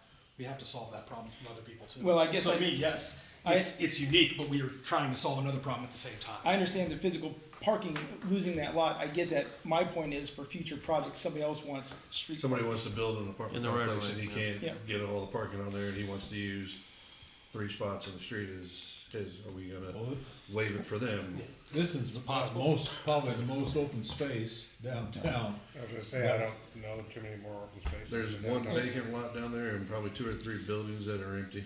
If somebody took an entire city block and There's not decided much. that that's what they wanna do with it, is put parking and, or put, different businesses and different apartments in there. You are You keeping still the have to come precedent, up I with think an maybe one of the 10%. things that makes Yeah. this proposal a little unique for those future ones is if the developer takes the onus to actually build out more public parking stalls than what is required, that's something that if somebody comes to you in the future, you could say, look, you understand, yes, we granted a waiver of 6, but the We developer benefit developed 32. an extra 20 or 30, right? Yeah. right. And so there'd have to be a tit for tat if you're looking at that as well. That's exactly what I came to this, I'm like, alright, so Yeah. if the city is solving some of our problem by getting these extra parking spaces That's right. that we need anyway, and we're giving up 5 out of, 39 is what, or 37, I think was the total that I came up with. And we have to give up 5 of pretty them, I good think trade. we're in pretty good shape there for the other residents who live downtown who need someplace to park without going all the way down to this end of town, because unfortunately, that hasn't been used in the manner in which we wanted, so this gives us something on the other end of town. Now, again, that's still gonna take more work on the city's part, on our part to pass that those streets are gonna be allowed overnight parking, whether that's by pass, or whether we can start opening some spaces up to say, you need someplace to park in this town, and, don't wanna leave it on the street, or can't leave it on the street because by law you can't. At least there's someplace for people to go, because I feel like that's a problem we're creating, and the more development we have, the more issue we're gonna have with the no overnight parking on the streets thing that we have right now, because, there's another project that this has nothing to do with that I see in my mind being a huge problem, because as soon as you can't park there, the Kennedy College, deal that we all wanted, had passed before, when that goes ahead, when there's overflow from parking there, they have nowhere to go. You can't park at Hackney, you can't park in a parking lot overnight in town, you can't park on the street overnight in town, where are we gonna put them? So we're gonna have to start having those safe spaces where the city says, yes, I realize this is on a street, but at least you have somewhere to go, or build our own parking lot somewhere. And what land do we wanna use for that? Well, the previous owner could have put signs up and said no parking. And we would have been talking about this several years ago, but he didn't. I don't know if he ever would have thought of it, but Right. we could have been facing this 4 or 5 So years yeah, ago. I like this, pared down to 5, I feel so much better about where it's at. And again, it's kind of a tit for tat, as you put it, that we get something out of it for the development going in. And once again, getting the 5 commercial bays back was huge to me. Yeah, Put it's that a commercial little space give back and on Fifth take. Street. Absolutely. And I appreciate the funds phase. I did talk to the business owner across the Still street. gonna be on Fifth Street. Said 2, and he said that he would hate to see just 2. He would rather see the 5, he said, because 2 set off in the corner. He felt nobody would go down that way. Once they got to the bank, they weren't gonna walk by a parking lot to get to there. He said if he saw 5, he would be happy. He said he didn't mind that, he's okay with the apartments also on Fourth Street. He said that's a good use for it. He said he didn't see much commercial use happening facing the park. And so, I mean, I did talk to a few of the business owners in the area, and they agreed 5 would be, they'd love to see the whole thing from the driveway of the bank drive up to the corner, all commercial. That's great.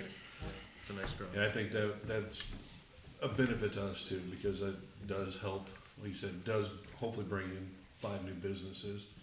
And then maybe the empty lot by Dollar General, somebody says, hey, I wanna buy this and build another business there too at the same time.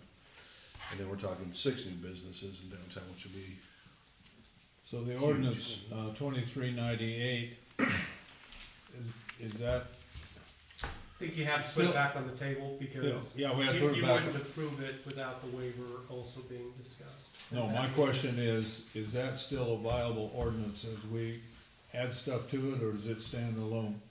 It would be a standalone. I think it's Okay. fine as is. The only question being, do you want to edit the proposed ordinance to include some of the conditions we talked about tonight? Okay, And that would need to be done, but we can't until we get something get- back on the table that we can say, all right, we'll allow the, X parking spaces, whatever that is. In my head, 8 doesn't hurt. I don't know how quick we're trying to get it done, but I definitely wouldn't say anything more than that. And I would really like to see the 5, but, at the end of the day, I don't know if does that have to go back to planning first, or can we just get it right back in front of us? Yeah, waiver can be directly in front of you, and to me, the waiver has to be the first agenda item, because without the approved waiver, this plan doesn't work, Right. right? Okay. yeah. And so if you turn down the waiver, then we know what the vote would be on the conditional use permit. Or at least then the developer has to go back to the drawing board.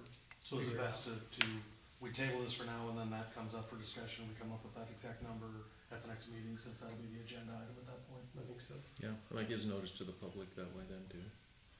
Probably be after the January planning and zoning meeting, would probably be the next time to open it up again. Does it have to, it doesn't have to go back to? Doesn't have to, no. we can do it on Yeah. the 27th. Yeah, Yeah. Yeah, Yeah, if everybody Christmas feels break. like they're ready to talk and vote on it on the 27th, there's no reason you couldn't. Okay. So, It's our decision. is there a discrepancy on what will be voted on if there is modifications to the conditional use for parking? If it's a number or percentage, then it goes to the parking finalized plan, like, some things push and pull due to size, or, if we're doing one or 2 additional ADA stalls over the code, that would affect what was already voted on for the conditional use, like if. Well, I think from looking at your schematic, Travis said what you have laid out doesn't have enough ADA stalls on it, and so I think that's where we turn to the ADA conversation, that Yeah. acknowledging those are gonna take up more space off of what you already have is pretty cramped space, Correct. and so if we can allow those as a benefit to the public as well, Yeah. to be on street, that would help you. Yeah. I think Travis really, though, he wanted to, if we're gonna allow more than the 5 that you requested, he wanted to cap the number of units, because what we don't want to happen is to, you ask for 5, we're willing to give 8, so now you bump up your number of units, because now you're able to get more Yeah. on the street, right? The So, the unit size should be where it's at. Right. Yeah, and presumably, Conceptual design, number of units is what we want. what the risk you would run, and I'm just trying to think hypothetically, the risk you're gonna run is we put a cap on it of 6, and you get to final design stages, final parking plan approval, all that, and you needed 7. Well, you only had 6, so you're gonna have to probably cut a bedroom in one of those, so you have fewer living spaces, right? Turn one into a luxury condo or something like that, right? So you have one fewer because the waiver is stuck at that number. So I think you need a pretty good sense, maybe, again, you can up it by 1, but you need a pretty good sense of what your actual need's gonna be, so that you don't bear that risk, or at least too much of that risk. We need to determine what's firm and what has some flexibility based on final design. Yeah, and again, to Melissa's point, it could be that it's hey, we need to push one of the handicapped ones to the street as opposed to the others, because otherwise you can't fit it on your site. So I think there's some massaging probably that can be done administratively too. But that could be done in the next 2 weeks. Yeah, prior to- and or it could be done administratively after the approval. Right, Yeah. right. So are your double or better units, is this solid where you're at? Yeah, I'm not trying to push and pull the building envelope at all, so. Okay.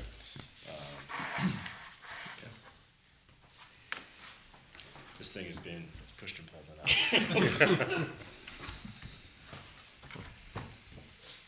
Have we had enough discussion for, Yeah, we got a lot accomplished.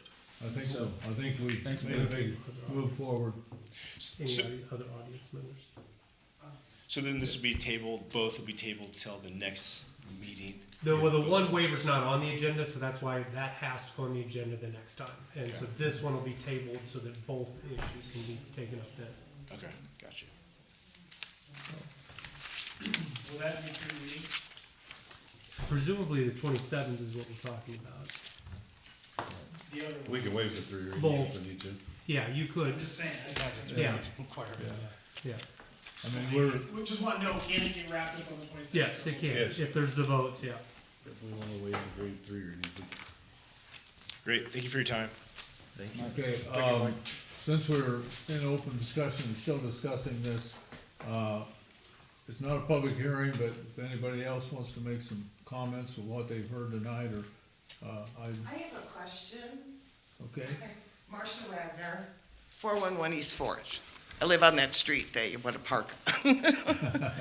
I want to know, so is this 1 car per unit?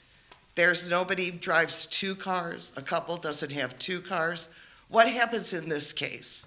So now you might as well double. I don't know any people who have just 1 car. And so I just kind of want that into consideration That also. number isn't built Because, in, I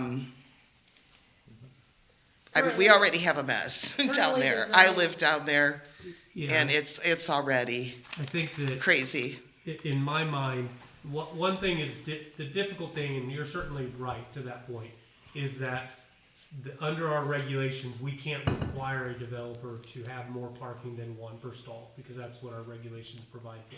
However, it would be somewhat ignorant for the city to think there's not gonna be an excess need, and as a result, needing to make sure that there is on-street parking options and those sort of things to also handle that overflow. What's gonna happen in my neighborhood? Yeah. I mean, what? Okay, so all of a sudden, everybody's gotta find a new, all these apartment dwellers have to find a place to live, to park, and, okay, now you can park on the street. I've never been able to park in front of the street for 30 years, down on that street. In this case, it's not on street, but it's not when we say on street, it's in the diagonal parking that would run along it. But that's the reason that we're looking for the overrun we're looking for. We're talking about putting in 40, was a total of 45 spaces, because he was using 5, which left 37, so 43 spaces. I understand. Putting in 43 spaces, and only 5 of those were his. So the rest of them that's what we're trying to use, is that leaves us an extra 38 spaces trying to pick up that overflow. And it's not just his overflow, we have overflow For his from other apartment, residents for down his there. apartments. Not They just won't be his, able to for see their all own residents but for all downtown, downtown. because we already have that problem. Thank you. I just was curious. Does anybody think like Yeah. we had 2 cars? No, planning's talking about that, I think, aren't they? It's Didn't mention And it is 1 per. One per bedroom. all per bedroom, so it's not per unit. So you're right, some people do have 2 cars. Most people do mine. Sure. Okay. But Yeah. sorry, and I have a good friend who, they buy 2, he lives in a 2-bedroom because one's an office and then he has just 1 car. The average is gonna be interesting. Teresa Klein, I just wanna say thank you guys for your consideration. I wanna say thank you, Mike, for, listening to the requests and adding 5 commercial bays, because, just in terms of growing our downtown, it's a unique opportunity to add some more businesses. I would love to say retail, but it could be anything, because we need a wide variety of services as our city grows. So thank you for that consideration, and I appreciate you guys moving forward, and we'll look in how we can make this work, because as we grow, I think I've had a number of conversations, there's a lot of excitement, but we will need more accountants and everything else, for the additional residents of Wahoo. So those 5 commercial bays are the only ones that I've heard talked about, so I really appreciate that. Thank you, Chief. Anybody else? I'd entertain a motion to put it on the table. Second. Questions? Roll call? Warford, Yes. Ideas? Yes. Sweet, Yes. Nagel, Yes. Rappel, Yes. Krejci. Yes. Next item, not requiring public hearing ordinance to authorize the acquisition of sanitary sewer easement on near Pine Street and the alley between 12th and 13th Streets. I'll be really quick on it. Essentially, there was a development, a triplex, built right there on 12th and Pine. Being built, yep, thank you. There was a neighbor to the to the west who had a private sewer running across their property. They worked out constructing to our specifications, a sanitary sewer in the easement or in the right-of-way to the south of that property to serve that property to the west. The long and the short of it is, when it was constructed, the contractor did manage to cut across the corner of the property. And so he had 2 choices: obtain an easement for us from the property owner or build the thing over again. And so he was able to obtain an easement from the contractor, the owner of the property. And so the utilities department's fine with this. We're very sure of the location of the easement. The county surveyor came out, and while it was still excavated before it had been buried, got measurements, and so we feel fine about this crossing just a corner of the property. But this is another one of those areas where Travis is great, because he kind of lined it up and said, I think you went on private property. And oh no, I don't think we did. Sure enough, they did. So anyway, again, it was well constructed, but there was, in the contractor's defense, there was a big gas line in the way and a smaller water line. So he was working around some other utilities, trying to maintain safe distances. And so, I will give him a little credit there there was a new manhole installed into our sanitary sewer system that had to work around those existing utilities, our natural gas line, in that general area. So, I won't pick on him too bad. So there was some good reasons why he was cutting it close. So, but with any easement, because it is with the city of Wahoo, we do need the city council to approve. It would be an ordinance, and it would authorize acquisition of the easement with the legal descriptions that is laid out here on this plat that's in your packet. I would move to introduce. One second. Who seconds? I'd make a motion to waive the 3 readings. I can second. Make it easy on I make it easy. Done. So just as I don't know, Shane, if you understand the process of adopting an ordinance, but the ordinance is introduced, and if it's seconded, then it goes forward with discussion. There's an option of waiving the mandatory 3 readings, so all ordinances take 3 readings. Some of them by statute you cannot waive the 3 readings, the majority of them you can, so it takes Allows it to move 5 on. out of the 6 council members to vote in favor of waiving the 3 readings, so if only 4 of the 6 of you would do that, we would move to 2nd reading at the next meeting, so if that makes sense. Okay, roll call on the way to 3 readings. Warford, Yes. Krejci, Yes. Ideas, Yes. Rappel, Yes. Nagel, Yes. Sweet. Yes. And final vote, roll call vote on the ordinance.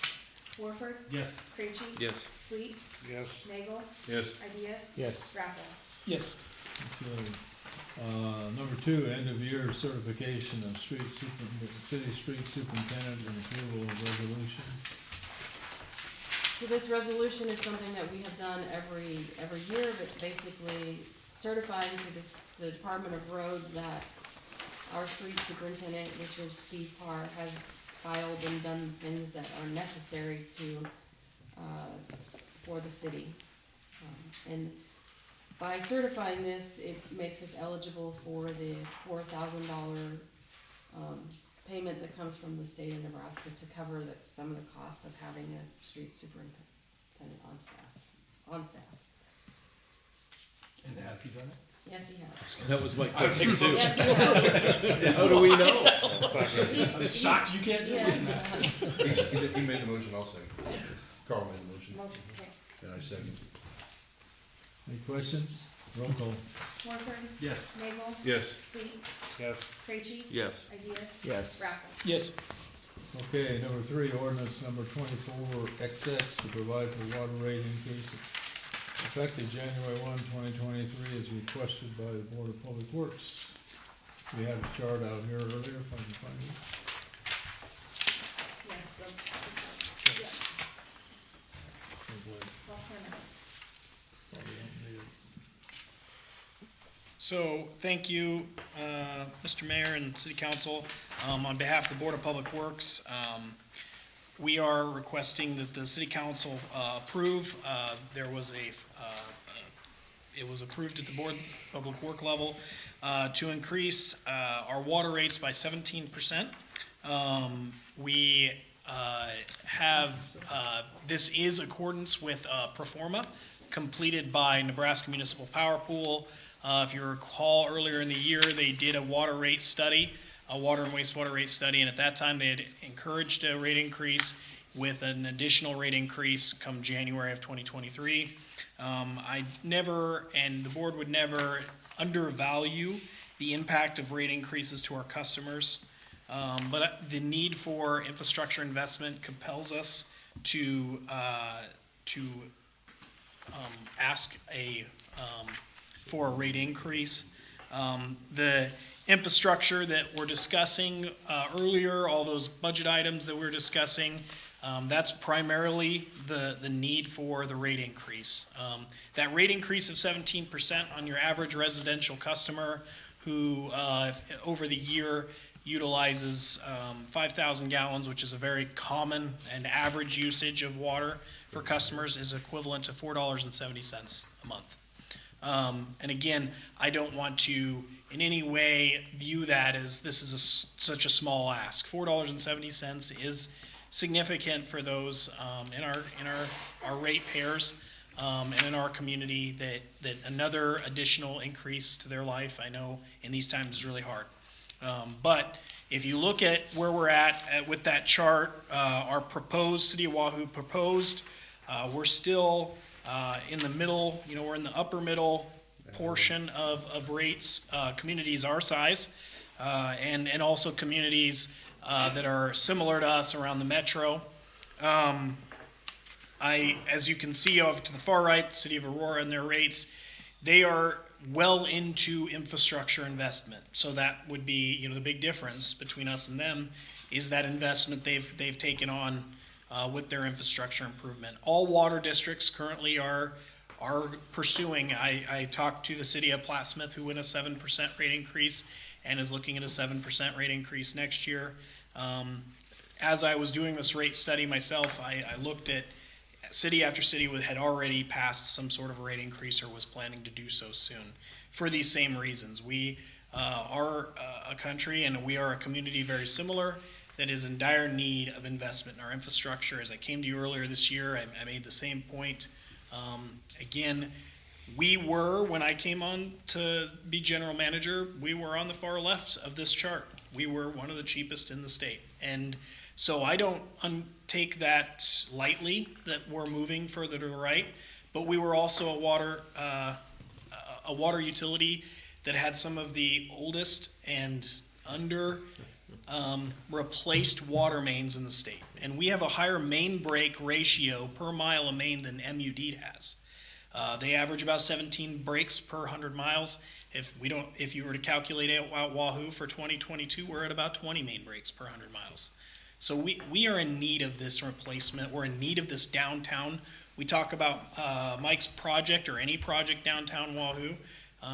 We need to invest in the water infrastructure. It doesn't do very much good to have these beautiful businesses if we can't serve them water and they have to shut down. Restaurants have to shut down because they can't be served. So, Or for the public safety side of things. yeah, and the safety. We talk about public health, and so Again, I'm saying these things, I don't want to ever come to the board or come to expect, the board has always had a very strong position of, we are here as a public utility to provide safe, reliable, and affordable water and utilities to our customers. And we don't want any one of those three things to get out of balance, right? That reliable and that safe depends on us making these investments, but we're going to strive to make sure we're keeping it affordable. If we were to put it in perspective of our other utilities, of our other things we spend, compared to our phone and compared to our satellite bill, all those things, our internet bills, I think we're still providing water extremely cheap to our customers and to the people of this community. And so 17%, that sounds like a big chunk, but when we're this far behind the 8 ball on what we need to do for investment in our infrastructure, it's going to take a little catching up. And I will not stand here today and say, well, this will be the last time I come to you, because we really have to look and see where we're coming with these big projects. And so That was gonna be my next question, is this gonna be a yearly thing, or is This this? is the second year that we've had a big increase. yeah. Yeah, We just did this year ago. we did. Well, it was earlier this year. It was in April of '22, because we did the study in preparation for these loans we're asking. One of the first things the state of Nebraska is going to do when they do this, they're going to do our ability to pay, and they're going to look at our rates and see, are you able to affordably make these loan payments and that sort of thing. So we hired that Nebraska Municipal Power Pool who does these rate studies for utilities across the state of Nebraska, Colorado, Kansas. And so they were able to do it, and there was a need for that increase to be able to cover. With that earlier rate increase, we have moved from really operating really close in the red and the black on our operating to operating very well in the black, but now we need to be able to cover our debt service and capital, and even those small capital improvements we make throughout the year. So that's what this, I hope, is positioning us to do. So that would be my reply to that. Is this going to be annual? Our goal is not to have it annual, but we also, If it's annual, I'd hope it'd be smaller. right. I would say that, It's yes. not, you come into this 4 years ago, and the previous utility manager didn't increase rates slowly. If it would've gone up 10 cents a year, people wouldn't be hit so hard, and we wouldn't be so far behind the 8 ball. I understand where you're trying to get us there, and hopefully the next increase is only a 2% increase. That That's is what very I'm well hoping that we can put start back. getting Yep. to. But that down project is necessary. We Yeah, gotta the do downtown that. one's gonna be a big one. Well, I mean, how many times in the Board of Public Works meeting, I bet 4 to 6 times a year we hear how, from JO, how awful really our infrastructure is. We're gonna have more users as we grow, cover that. Sure, yep. Downtown. And keep in mind that, the one things we're blessed in is water quality and water quantity right now. We've done those master plans that looked at both those things, and we're sitting very well. It really is just that infrastructure. And these projects we're looking at, we made those investments in 2020 to hire JEO to do a master plan on our water infrastructure, our sewer infrastructure, our electric infrastructure, and Olson to do our natural gas. And so we have a good idea of what we need to get accomplished. And so that was the first phase, knowing where we were at. And we know where we're at. Sadly, we're not in a great place in the water department. So we need to make these investments and So when you had JEO and some of these other, engineering firm, consulting firms come in and do these analyses for you, over what type of a time frame are they looking at for replacement. Yeah. They established the projects. I would say what's changed a little bit of our process or the timeline would be these dollars allowed to us by the SRF. When that bipartisan infrastructure deal came through, it's expanded the dollars available to us through that SRF fund. So there's some projects that maybe we would have taken off smaller bites of that we're taken as bigger chunks. But I would say, we're always kind of looking at doing those master plans within 10 years, and hopefully the things that are established that are needing to be done are accomplished within that 10-year period. So hopefully, we've gotten the improvements we need to make by 2030 through all of that study as we did the plan in 2020. So whether we get there or not is going to depend on, financing and then also contractor availability, inflationary costs with these projects. Sadly, the great thing is there's government funding. The terrible thing is when the government funding comes into play, usually projects cost more. So it's a double-edged sword of what we see in a lot of areas of our economy, right? When the government starts to subsidize it, rarely does the price actually come down. For Wahoo, though, having that 35% loan forgiveness does make a huge difference. It's a big difference. And then the terms are, whatever the bonding rates are, it will be 1/3 of the going bond rates plus a 1% adder for admin fee with the SRF fund. So Okay, Motion to introduce. Second that. Motion to waive the 3 readings. Second it. we were kinda quiet over here, but did you I get got it? it. Okay, We're helping you out. roll call on the motion to waive. Creachy. Yes. Sweet. Yes. Nagel. Yes. Warford. Yes. Rappel. Yes. Ideas. Yes. Okay. thank you vote- so much. Roll call on the ordinance. Creachy. Yes. Sweet. Yes. Nagel. Reluctantly, yes. Rappel. Yes. It's a huge Ideas. number. Yes. Warford. 17%. Yes. Okay, number 4, approval of amendment to city Wahoo personnel Come to me with policy 10% next year, and I to might say, eliminate the use of personal leave and floating holiday time during a 2-week notice following resignation. Cleanup. It's pretty self-explanatory, but I'm here to, if you have any questions. We have had lots of new employees come on board, and along with that comes some termination, resignations. This was not ever an issue that we had simply because we didn't have people leave, and now we have, and it seems like particularly the personal leave is something that's getting used, or they'll call in sick during the last 2 weeks, trying to take advantage of the system. So we would like this to be included as a leave that's not available for an employee to use during their final 2 weeks. Makes sense. Motion to approve. Second. Malcolm? Any other discussion?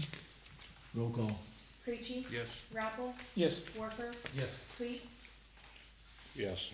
Nagel. Yes. Ideas. Yes. Number 5, approval of reimbursement resolution for the financing of the Sand Creek Sewer Truck Line project.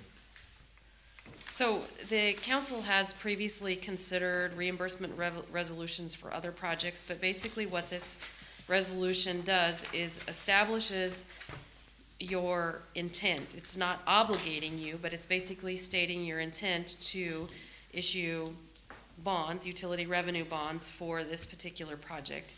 And from the time that it is adopted, it gives the ability to look back 60 days to be able to recover those expenses that were incurred leading up to this point. So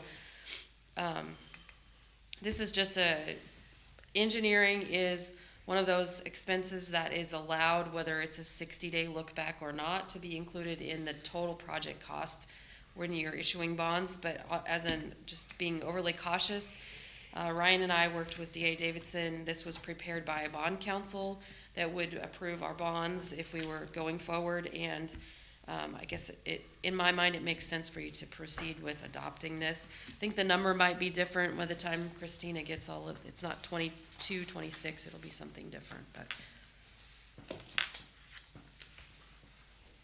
Questions? I would make a motion to approve the reimbursement resolution. I'll second that. Questions? Roll call on the reimbursement resolution. Creachy. Yes. Ideas. Yes. Warford. Yes. Rappel. Yes. Nagel. Yes. Sweet. Yes. When might this be going into a bonding situation? Maybe after the project is bid, so we know exactly what construction costs will March, be. April, May? March, February? Put it off, maybe go longer. Maybe I'll- Here's the inside track, I guess. I like that. Listen to the bank, man. Yeah, put it off. Well, with this reimbursement resolution in place, it actually does give us a little flexibility in determining when we want to issue those bonds to be able to take advantage of interest rates. So if the contractor, we open bids and they can come on board February 15th, but we know that our financial advisors suggest that the rates are gonna be dropping by 1%, we could fund it with cash, at least the initial payment or two to the contractor, and wait until the rates for permanent financing come down. This resolution that we just passed gives us the ability to recover those expenses. Yeah, you have to ask D.A. Davidson what they think, but I think rates are going down. Okay. So, Yeah. Okay, mayor's comments, items not on the agenda. I appreciate using the new logo. I did ask or talk with Melissa a little bit. I think the council should follow up on that. If we're not ready to do that yet, but, to get either magnetic or pin name tags for council and possibly, shirts that has the logo, and when, they aren't a lot, but when you go to other meetings or wanna represent the city to wear it, and, that can be on a future agenda, but, so when you go to that one, I would like to officially, welcome Shane to the council. I'd like for you to, talk a little bit about your career and, why you think it might fit in with city council. yeah, first of all, I wanna say thank you and thanks for welcoming me in and maybe keeping me from making too much of a fool of myself in front of you guys. But just to kind of give you a little bit of a background on myself, I've been with the same company for going on 30 years now, and I've held various different roles from sales to sales management to finance kind of things. So I've had quite a bit of experience. My company deals mostly in the data communications realm and world, whether that be long haul, fiber optic, telecommunications, ISP providers, security, physical security as far as camera systems, audio, video, so basically anything in the communications side of the world. But with the 30 years of experience I have, I've turned around and worked with a lot of the state, city, county, different municipalities that are out there. And so I became very familiar with how the bid process works, how to work with that system to help assure those municipalities get what they're looking for and what they want. Also help them specify the products and also protecting them, making sure they're getting what they're looking for. So I think with that experience to bring to the city council, I'm looking forward to helping in those endeavors. So just recently, one of the ones I worked on was Buffalo County out in Kearney, where they put the new radio system in out there. The digital Motorola 800 megahertz system out there, and so that was a fun one to work on because you got to see the benefits that community is going to get, not just one department, but multiple departments that are going to be able to communicate. It's going to really benefit that community. So also worked with the universities and state entities and stuff like that. So I'm looking forward to working with our community, and lived here for most of my life. I grew up in Meade initially, and then been here in Wahoo for a lot of years. So I'm looking forward to it, and I'm excited to be a part of this. So thank you guys very much. Welcome. Thank you. Council, anything you have for the, I have a follow-up question from our last meeting. Did Gannett Construction get started that week on that sloughing project? I did not actually go out and see whether they But were they there, were- but I saw equipment down the there. Did ya? engineer reported to me that they were mobilizing to Good. move forward. Yeah, when I so. drove over the dam, I could see, Cause it That's sounded what like we there did, was, so. right time. I'm sure they're not leaving it there. Yeah. Had a couple people ask just about what was going on, if it was firing back up, because they noticed some new equipment or whatever, so. Good. I presumed it was Sure. starting to take off. anything else? Good meeting, welcome, Thank you. and, I'll entertain a motion to adjourn. Second. All in favor, stand.